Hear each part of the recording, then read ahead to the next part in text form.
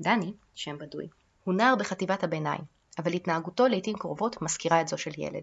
הוא מתפרץ באמצע משפט, מדבר בקול רם מאוד ואומר את כל מה שעולה בראשו. דני הוא נער מלא שמחת חיים, היא קורנת ממנו, אבל לדני אין חברים. הוא נמצא בבית ספר רק מספר חודשים, אבל הילדים האחרים כבר רואים בו כמטריד, לא נעים, מוזר, וזה גורם לדני להתנהג באופן עוד יותר תוקפני. כשהמחנכים מנסים להסביר לו למה המורים השונים מוציאים אותו משיעורים ופעילויות, דני מסתכל הצידה, מחייך ומתחיל לדבר על משהו אחר. האמת היא שדני כל כך בודד עד שהוא לא מסוגל לדבר על זה.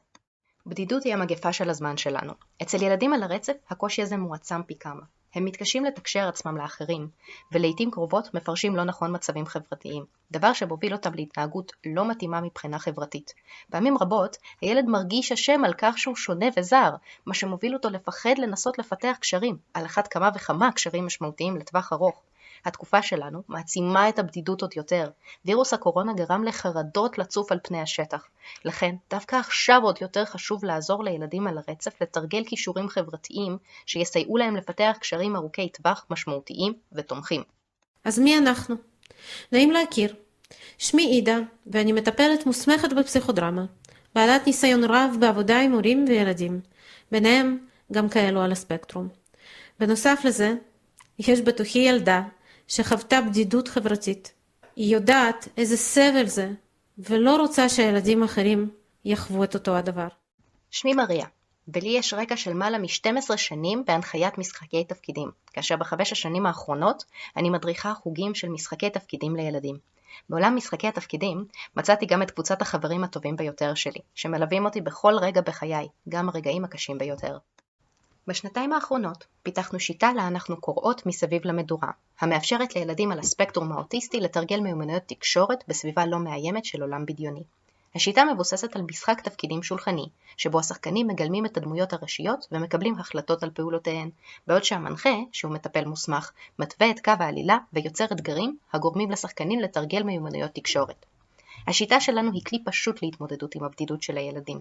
היא עוזרת לשחקנים ליצור ביניהם ערוץ תקשורת חדש, המאפשר להם להתחבר לבני גילם, בעלי תחומי עניין דומים, לקבל את הזר והשונה ולהפיג את הבדידות שהם חווים.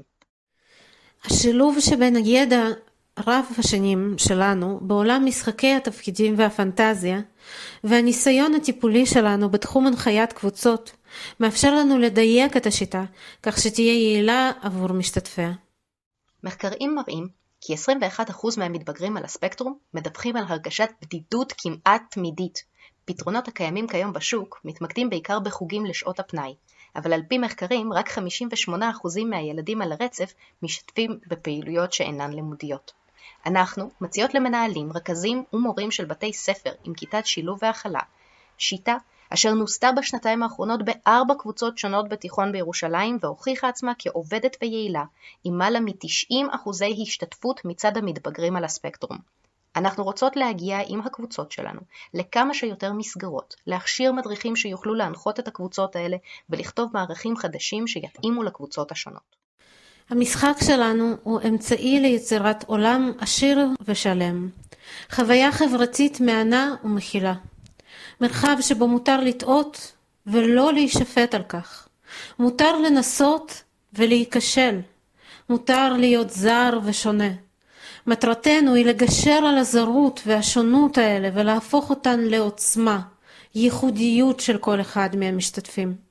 כך שבסוף היום, כשדני ילך הביתה, הוא ירגיש שמצא אנשים שמגיעים מתוך עולם אותו יצרו יחד. אנשים שהבסיס המשותף שלהם יהפוך אותם לקשרים של חברות אמיתית, ארוכת שנים.